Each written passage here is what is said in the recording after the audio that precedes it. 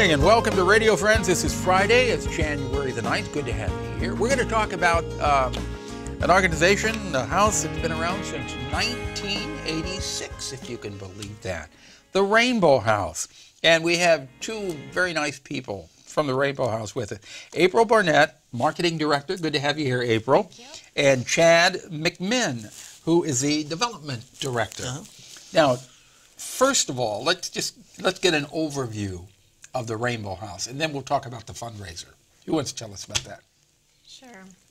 Well, I can kind of tell you about the history behind it. We were formed in 1986 from a former foster parent, Kathy Hughes, and they wanted to make sure that kids that were in foster placement, who were in between actually, stayed together in multi-sibling groups, and that they remained in their home schools. And so she formed the Rainbow House with that idea.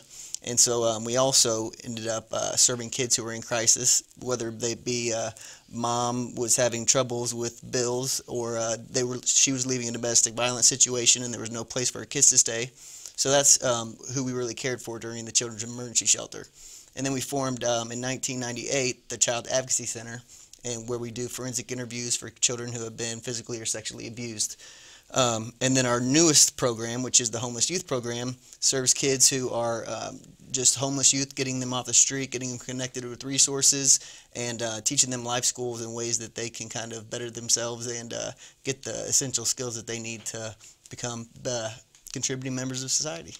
Over the years, and this may not be a fair question, but from 1986 to 2015, do you have any idea how many hundreds and hundreds of kids you have helped?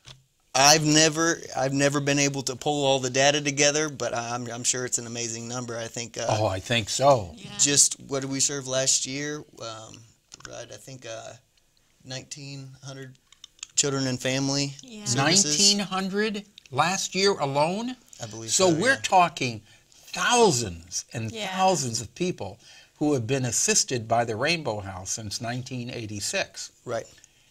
All of this takes a lot of money. Yes. It takes a lot of money. That's another reason you're here today, because you're having a special fundraiser. This is an annual event, isn't it? Yes, The this will be the 8th year. Tell me about the Masquerade Ball. The Masquerade Ball is a really unique event that Rainbow House puts on, and this will be our 8th year, and it's our biggest fundraiser that we do. So what is the Masquerade Ball? Well, it's a fun evening. We have some cocktails, appetizers. We usually have a really neat video presentation that lets the audience know a little bit more about Rainbow House and a little bit of behind-the-scenes view of Rainbow House. And we have a live auction with a lot of neat items. Do you have a silent auction too? Well, sometimes we do. This year we're not going to have one. This year we're going to stick with just the live auction. Okay. And we have a lot of neat experiences that people can buy that otherwise they cannot get on their own. So that's kind of cool. How much money are you hoping, or do you need to raise with the silent auction? I mean, with the Masquerade Ball. Well, you know, we need to raise a lot of money. There's not like a certain amount. You know, we can always raise more. Right. But last year we raised a little over $100,000, and we're hoping. At the Masquerade Ball? Yes. You raised $100,000 at the Masquerade Ball? We did. That's through sponsorships, raffle, tickets. That's all of it combined. But yeah, Oh, those that's are biggest great. year so far. Now Yeah. that is the biggest fundraiser of the year for you. Is that right? Yes. Yeah, absolutely. Definitely. Now, if people want to be a part of the Masquerade Ball, do they need to start signing up now for this event? They can receive early bird pricing if they sign up now, and all that information is available on our website at www.rainbowhousecolumbia.org, and it'll explain all the different sponsorship opportunities and ways that they can get involved. And where's it going to be held? It's going to be at the Holiday Inn Executive Center on April 11th. Okay, on April the 11th. Is there a deadline for signing up? You can sign up pretty much until the night of, but if you sign up before March 15th, we have an early bird special, so you're getting a pretty significant discount. Okay. We recommend people do that. If you sign up after March the 15th, then it's going to be a higher price. Yes. But keep in mind, if you pay the higher price, that money is all going to the Rainbow House. Yes, that's right. So, you know, if you want to give it a little extra, then wait till after March the 15th and pay the higher price. For the money, they'll raise more money at the Rainbow House. how many people can you handle? How many people do you hoping will sign up for this? Well, last year we had about 350, and we've kind of outgrown our location. That's why we're going to Holiday Inn Executive Center this year.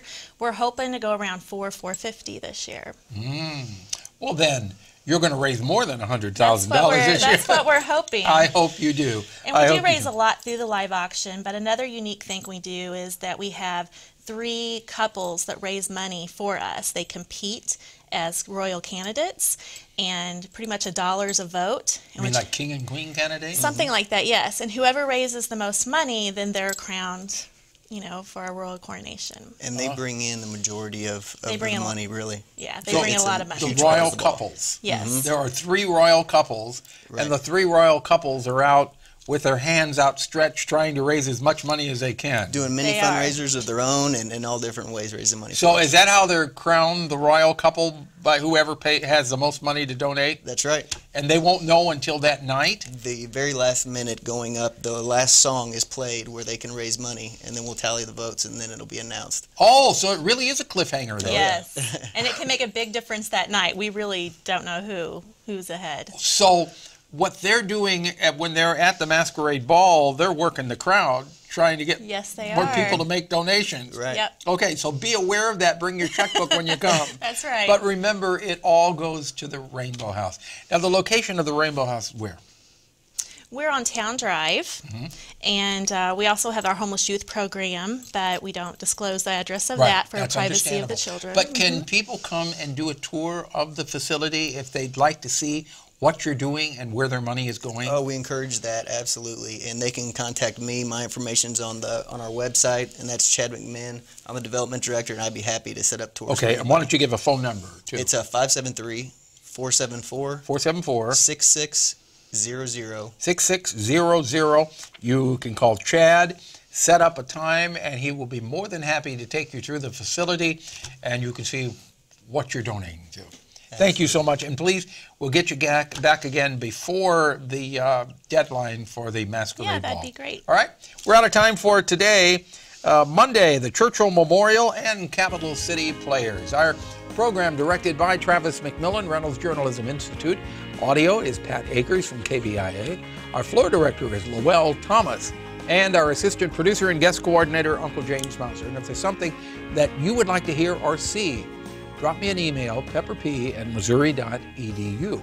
If you want to hear this program again or any of them or watch them, go to kbia.org, click on Radio Friends. You can sign up for a free podcast or a vodcast. See you Monday. Bye.